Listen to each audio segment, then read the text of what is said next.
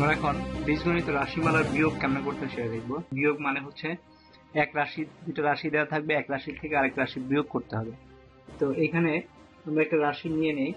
ধরো আমাদের কাছে দুটো রাশি আছে, একটা হলো 4a plus 3b minus 4c। আরেকটা রাশি আছে যেটা বিয়োগ করতে হবে, এটা থেকে ওই রাশিটাকে বিয়োগ করতে হবে, সেটা হচ্ছে 2a minus 4b minus 5c।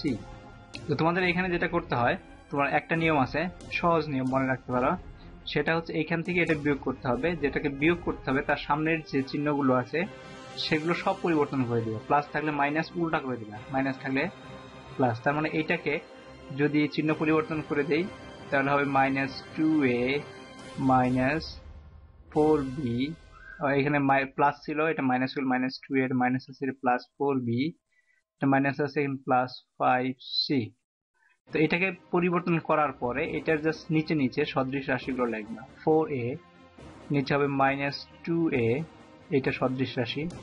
সদৃশ রাশি জানো, যেটা শুধু সহগগুলো ডিফারেন্ট, পার্থক্য আছে, কিন্তু এই যে লেটার দিয়ে যেটা প্রেজেন্ট করা হয়েছে সেটা একই। তারপর আছে 4b প্লাস 4b, তারপর আছে প্লাস 5c প্লাস 5c।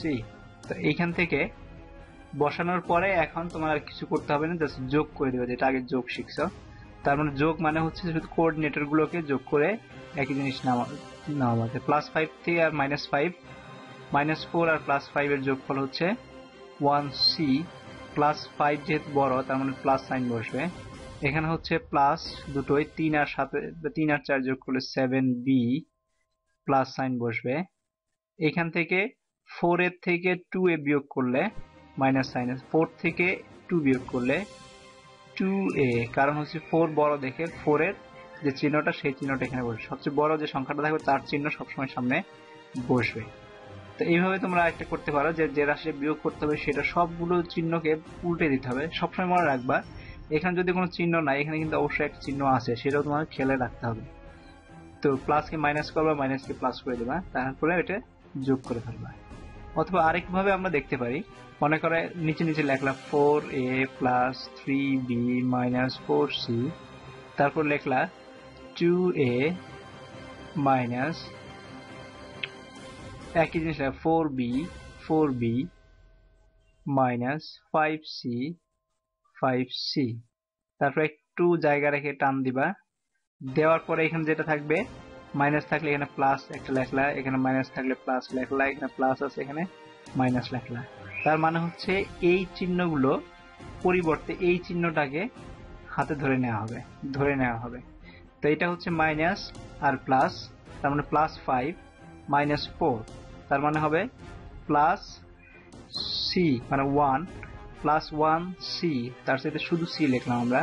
তারপর প্লাস 4 প্লাস 3, তার মানে প্লাস 7b মাইনাস 2 প্লাস 4, তার মানে প্লাস 2a। এভাবে করতে পারো। আরেকভাবে করতে পারো, সেটা হচ্ছে তোমাদের যেটা আগে আমরা দেখাইছি, একবার আমরা ভাগ করে ফেলি। 4a প্রথম রাশিটা লিখি প্লাস 3b মাইনাস 4c। আমাদের যদি বিয়োগ করতে হবে, আমাদের লিখতে হবে এইভাবে, মাইনাস, এটাকে আমরা একটা রাশিটাকে একটা ব্র্যাকেটের মধ্যে ফেলে দেই, minus 2a minus 4b minus 5c। এটা আমরা যে রাশিটা বিয়োগ করব মাইনাস ওই রাশিটা। তো এখান থেকে তোমরা লিখতে পারো সমান সমান equals to 4a plus 3b, bracket সরাই ফেলবো, 4c, আর মাইনাস মানে হচ্ছে মাইনাস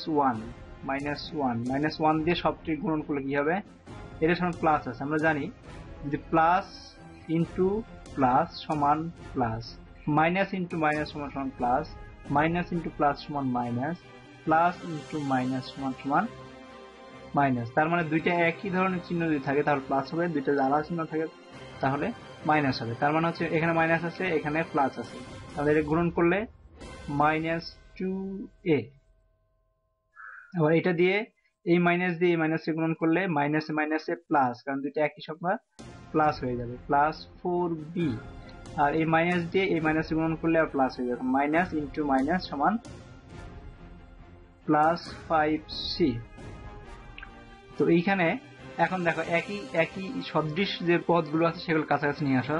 4a মাইনাস 2a, এটার এইটা একই। আবার দেখি প্লাস 3b প্লাস 4b, এটা আর এটা একই সদৃশ পদ।